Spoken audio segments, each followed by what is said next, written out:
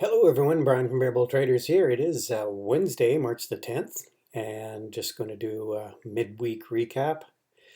Take a look at how we've been trading so far this week and see how we might be closing out the week here. So let's start out with something that I'm pretty much hyper focused on right now, and it's the direction of these treasuries. As you know, this has been probably a lot of the cause of the heartburn that we've seen in the techs and the rotation that we've seen out of growth into value. And just taking a look here after hours, or just see what these yields are doing right now. You can see here the 10 years starting to creep up again. I think there was a bond auction today where I think the bonds went out around 1.5, so weren't lower and weren't higher. So we had kind of a muted day today, but I'm expecting these to continue higher. So, and this may put additional pressure on the technology sector.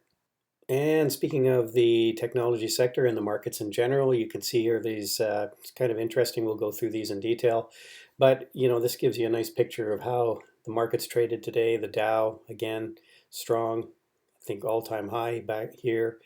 The technology sector obviously tried to move up here today, but ended up red on the day. And S&P, kind of a mixed bag, kind of ended where we started. But let's deep dive into some of the markets here. And you can see here the transports are still giving us a indication that markets are going to go higher, at least indexes or stocks that are maybe more Dow stock types. Industrials, energy, financials all did really well today. Again, that value trade. And you can see here again, all-time high on the transports, even though we did pull back a little bit on the day, up 0.6% there. The only thing you can say here is volume is dropping off here, and you like to see a little bit more conviction as we're pushing to go higher. So other than that, I mean, it's still looking positive. I think we're going to go to the 10-year Treasury. Again, we're just kind of stuck in this range here right now, 1.53, pulling back a little bit. But again, in a well-established uptrend and coming off a little bit of an overbought condition here. RSI is at 67. You can see MACD and the stochastics are starting to roll over a bit.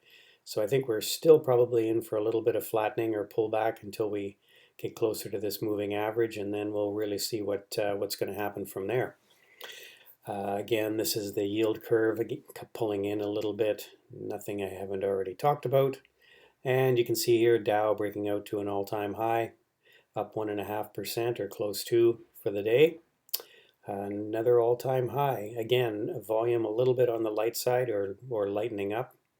So again, not something you really want to see as we're breaking to all-time highs. Kind of a lack of conviction, if you want to call it that. But still more buyers than sellers. And again, the IWM having a little bit more of a challenge. It's trying to break out here, pulled back well off the highs of the day, but trend is still up. We seem to have broken this downtrend, and now we're heading back up again. Volume was a little bit better than yesterday, which is a good sign. MACD turning up here. Looks like the histogram is going to go positive. Stochastics are hooking up here, so RSI is hooking up, so IWM looks looking good for a continuation move higher. And of course, we got the COVID relief package through back on the president's desk, I guess it is now, for signing, and I'm sure that'll get signed, so it's a done deal. More money sloshing around in the economy, and should benefit the small caps. And the Qs, again, this is the story. You can see here we've been in a bit of a downtrend. This has been we had a bounce here yesterday, Tuesday, and we opened up higher and closed lower on the day, which is not the kind of price action you want to see. You can see here what happened when we bounced the last time, that price action, and then we found another leg lower.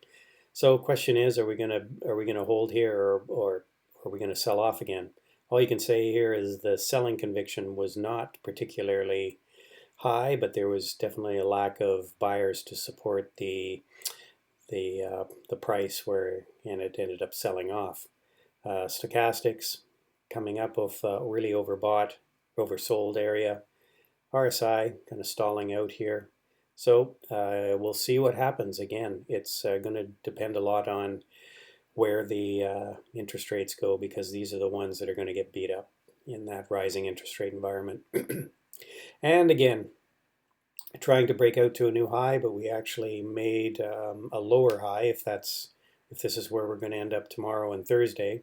So again, careful with the SPY. Might be either chopping in this range, or we may end up in another downtrend. Again, lack of sort of conviction on the upside, well off the highs of the day. But the one thing you can say is stochastics are hooking up. MACD is looking good. RSI is above 50, so momentum is to the upside. And the dollar's had two sort of off days after this breakout. So we may be just checking back here. This is typically what happens. We get a breakout, we get a pullback to where we broke out from, and then maybe we'll bounce. So again, as the dollar pulls back, typically good for the metals, especially the gold and silver. But if we can get a continuation move higher here, it's not going to be good for the metals. But these are, yeah, and it's good for emerging markets when we get this pullback as well. The VIX, again, tried to go higher, but rejected, and now we're looking like we're heading lower. So again, not a lot of fear in the market after Monday, and we're pulling back again.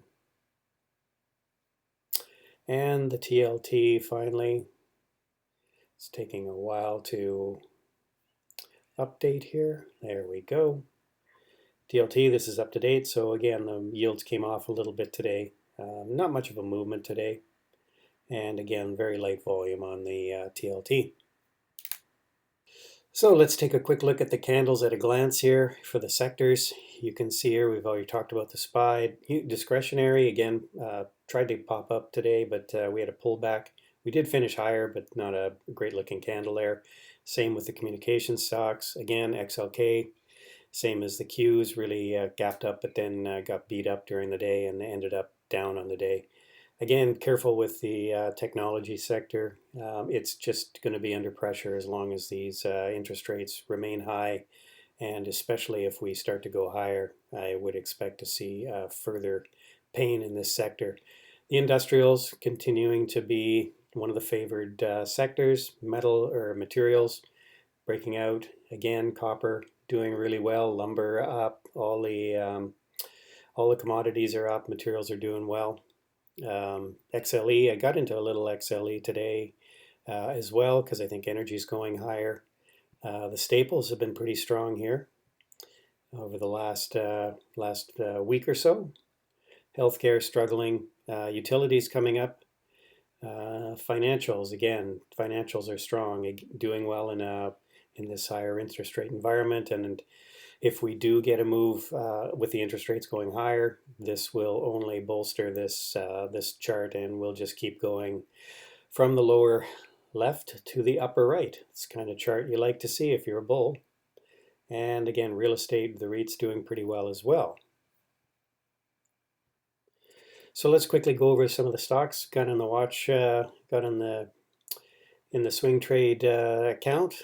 BCRX actually is a nice trade today, breaking out. I still have a little bit of that. Didn't get stopped out here, although I'm glad I kind of didn't notice it slip below this 20, because my thought was to take it off at the 20. But again, closing prices are the most important prices of the day for me, and you can see here we did manage to close out above the 20 on the Friday. And again, just continuing, it's breaking out here now, so it's looking quite good. Not huge volume, nothing like this kind of candle here, but BCRX looking good. DBA, just hanging on to this one. It's still sort of struggling along this 20 moving average here. I'm just waiting for it to break out. It's not a big mover, you can see here. Ford still holding the calls. It's still in an uptrend, and the calls are looking good. Those are 2021 calls in January, so they're well in the money. They're $10 calls. And here's KRE still holding on to some of this. Again, just a bank play. And again, these are the regional banks, typically the ones that'll do well in the recovery. That's why I chose those over the XLF. New Skin, this is one I'm still in. Kind of looks like we put in a double top here. Today was not very good price action, and I'm going to be watching that one tomorrow. I might have to just bail on that one, but I've had a nice run on that, taking some profits. Willow, nice move up today. Wish it hadn't pulled back like that, but again, this is more of a long-term trade for me. Walmart, we were talking about Walmart in the day trading room in the morning, and got into Walmart. Actually had some calls initially, and then I decided to add some shares to later in the day, and I like the way this thing put in a bottom, although it is a bit of a V bottom. I usually like to see a little bit more bottoming action to confirm that we found a level. But again, I think this is going to be a bit of a stock that's going to recover over time here. You can see when we look at the weekly, this is why we found some support in this area. There was a prior high here, which was resistance. Again, resistance here. We did a little bit of a breakout, check back, and then higher. So this is right coincides with this level. So I'll be watching this level. And again, if we get down below 130, I might have to stop out of it. But got a good day trade out of that on the calls, and I know a few other people followed that trade in the room and made some money. So that was happy times for all. Anyway, that's it, everybody. I don't have any watch stocks for tonight, so I'm not going to go over anything. Just kind of busy today. Didn't get a chance to do any scans. So those are the ones I'm watching. XLF, XLE. I've got Walmart now added to the list. And the WWE, I got out of that one, and now it's looking like it wants to go higher, but I'm gonna keep an eye on that one. So anyway, this is my book on Amazon, How to Swing Trade, if you haven't checked it out. And as usual, wrap things up. Remember, 8 o'clock in the morning, Jared will come on and give you a bit of a market overview. 8:30, we'll get into the pre-market show with Norm and Carlos. And of course, we'll be trading the market open at 9:30. So hopefully we'll look forward to seeing you there, and or live on YouTube at 8 a.m. Have a great rest of the evening, everybody, and we'll hopefully see you tomorrow. Bye for now.